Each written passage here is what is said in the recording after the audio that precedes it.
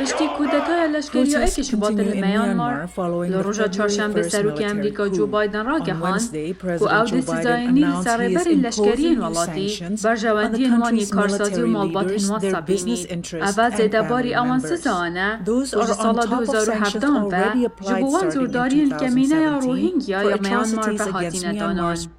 We will identify at امید هفته ده بین گاوین یکمین جه ارمانجین خواه بدن ناسین هر وحاجی امی دستانا خواه لسر برهمین در چویی بهستر بکن و امی آلیکاریا امریکا جه حکومتا بورماره راوستینن لیبلی امی آلیکاریا بیما تندرستی او کومکن چالاک ین جواکا سویل بردوام بکن یه گوسوده دکینن گلی بورمایی.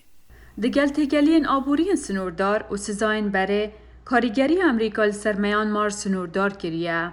لگوری شروع و کاران او سزاین امریکا اگر حوال بندن امریکا جیدان نسر ده کاریگری خو هبید.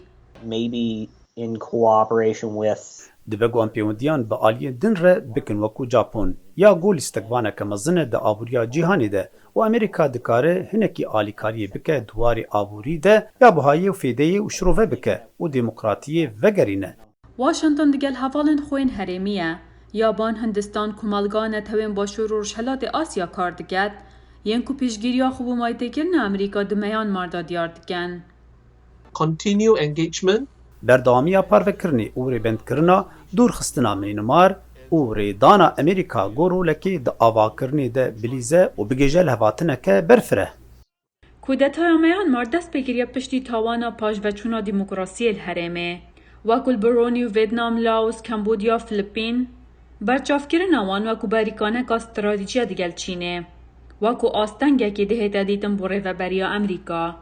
How do we compromise and play the long چاهم پاش وهرن و لیستکا دو مدریج بلیزن و کنالان وکری بهلن برژیمین یگو امل دیجیوانن. چاوا امدکارن به پاش وهرن و شپرگالی بنگهین دا کوین جبر گرجیا به چینیره گو ده همان دمیده اف گرجیا ما به آوایکی ایدئولوژیه. امریکا جبو سزا کرن والاتان و گوالاتا که دوری هات یارخ نگرن. او جی پشتی هرشال سر کنگرسی جلوی آلی گیرن سروک بره امریکا دونالد ترامپی و که به نراستی دبیجن هل بجارتنا سروکاتی امریکا هات بود زین. همان گوتم بو کلشکر میانمار بو کتتای بکار اینا بو. I don't think it was ever all that effective. از ازر ناکم گو بری اف کارگری هبو ددما گو امریکا سردانا ولاتین لباشوری روجلاتی آسیا کر و کوشیردوان لبلی نها هر کس وی کنی خواه بیبکه. شیردوان اولهیان اجتماعی امریکا جک سولوان دبیجید بو سزاین میانمار پیشگیریا هر دو پارتیان هیا.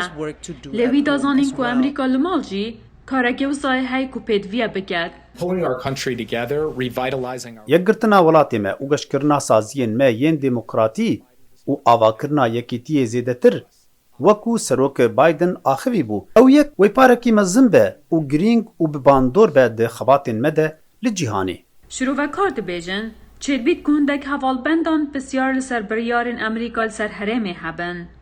جبر گوهارتنین سیاستا در ویا واشنطن دگل هر و بریکانی.